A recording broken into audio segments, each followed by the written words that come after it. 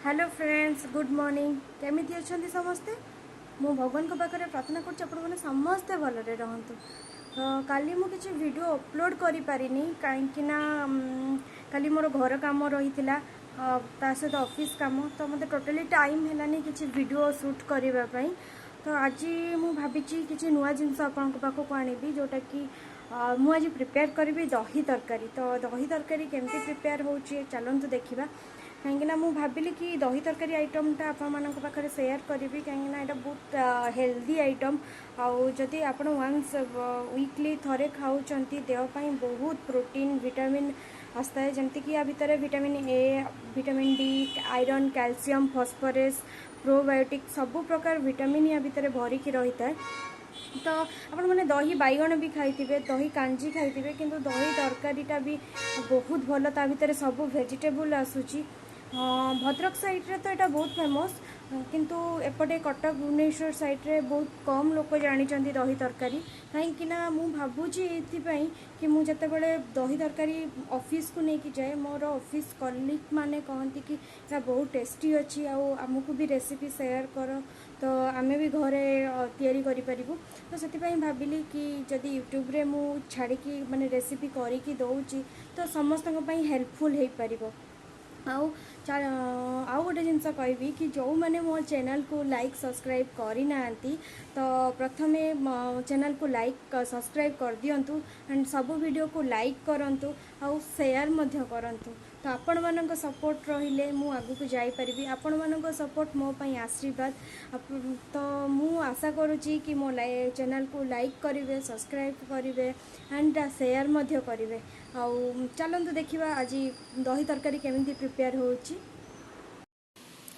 दहीर तरकारी करने मुझे नहीं जाइए कखारू बैगण और पोईर दंडा आपण पोई दंडा जगार खड़ार दंडा भी यूज करें भेंडी भी यूज करें ओलुओ सारू एमती परिबा सब ऐड करें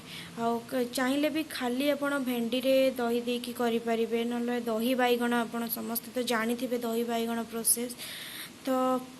जदि भी चाहूँगी सबू परिबा एका संगे ऐड करके भी नहीं पारे प्रथमे आम बैगण को तेल देकी हल्का फ्राए करनवा तापर कखारू पोई को आम टिके बॉयल होगापाई छाड़दबा। चलते देखा आम कड़ाई तेल नहीं जावा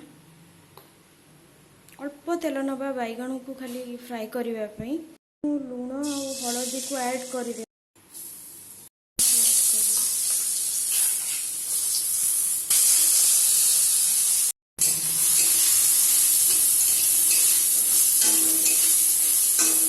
बैगण जिते भाजबे सब हाई फ्लेम रे ढांकी देवे कहीं बैगण को न ढांकिले तार कांसीजा पड़ जाए जमती कि पूरा हाड़ हाड़ हो जाए खावाई भल लगे जिते भी बैगण भाजबे सब हाई फ्लेम करेंगे आउ ढांकीबे 5 मिनट गलापर फ्लेम लो करदे ताहले किसी बैगणर कौन कांसीजा पड़ न था भल सॉफ्ट हो जाए। मुझे दही नहीं दही माने जमती कि आपणकर बसा दही पकईकि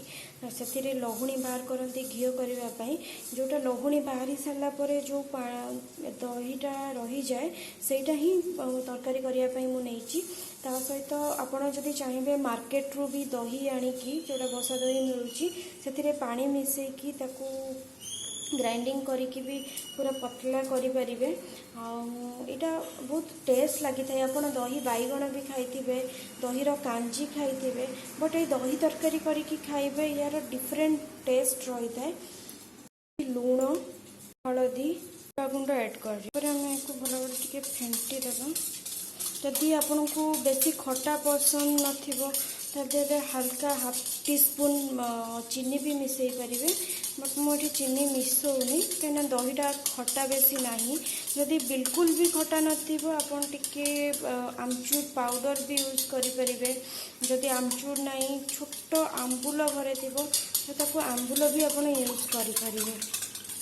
किंतु मो दही जोटा अच्छी कि सेटा पूरा परफेक्ट बेसी खटा नहीं कि बेसी नॉर्मल माने बेसी खटा नहीं कि किंबा कम भी खटा नहीं तो नॉर्मल अच्छी मो किसी एथरे ऐड करूनी चीनी एपटे मोर बैगण भजा हो गला तापर मु कखारू और पोई को ऐड करी लुण हलदी ऐड करी तापर 2 मिनिट टे भाजीदेवी बेसी नुह 2 ରୁ 3 मिनिट पर्यंत भाजी मुझे पानी ऐड करदेवी बॉयल होगापाई 2 मिनिट भजा हो गलानी आम पानी ऐड करदे सिझापी बेसी पानी ऐड करें कहीं दही रे पानी अच्छी तो एमती पानी ऐड करेंगे सिझला बेल को पानी जमी तार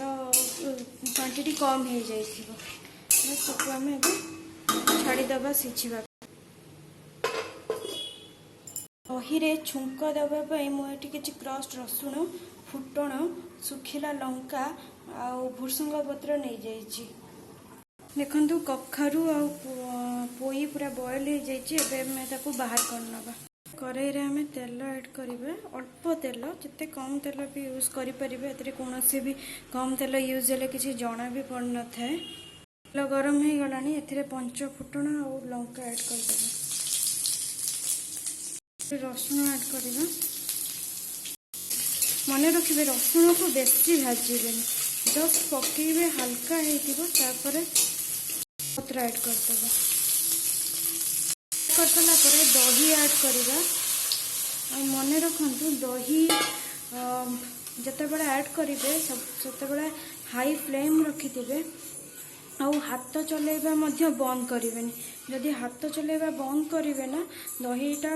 छेना हो तो मन रखु कि जितेबाला दही भी ऐड करेंगे दही न फुटिला पर्यंत एमती चलाउे दही को तो फुटिला पर्यंत ही टिकेटा परिश्रम लगे किंतु जदि आम मझिरू छाड़ी दौरान एमती न चलाउं तो छेना हो आउ गोटे टिप्स भी आपको कहबी कि जितेबाला दही जदि खट्टा हो नहीं नॉर्मल अच्छी छिड़बारे छेना हो बहुत चांसेस थाए से दही रे अल्प पिंच ऑफ बेसन किंबा अटा ऐड करदे से दही बिल्कुल भी छिड़ी न थाए और बहुत माने बहलिया भी होता है यहाँ देहपाई बहुत हेल्दी वीकली तो मुझे कहबी थरे निहाती करके खातु कहीं बहुत कम तेल प्रिपेयर हो जाता है आउ दही तो समस्ते जानीथे कि देहपाई केते भल आदि सब वेजिटेबल भी ऐड करें तो यहाँ देहपाई बहुत भल आ टेस्ट भी बहुत बढ़िया रही है तो मुझे निहाती कहबी कि आपण वीकली थरे करके खातु मुझे परिवा ऐड कर देछि